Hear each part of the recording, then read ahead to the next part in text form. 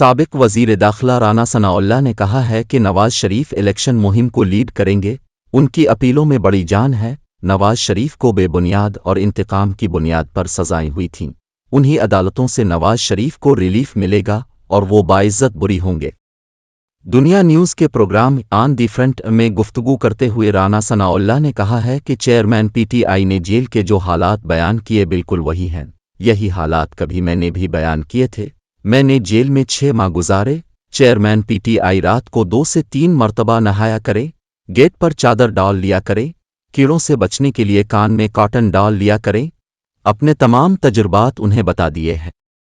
مسلم league نون پنجاب کے صدر نے کہا کہ چیئرمین پی ٹی آئی میرے تجربات پر عمل کر کے اچھا وقت گزار سکتے ہیں۔ میری اطلاعات کے مطابق جیل میں ایسے حالات نہیں، انہیں بہتر انداز میں رکھا گیا ہے۔ سابق وزیر اعظم کو بیڈ ٹیبل فین کی سہولت ہے۔ جیل تو جیل ہے، کوئی ہوٹل نہیں۔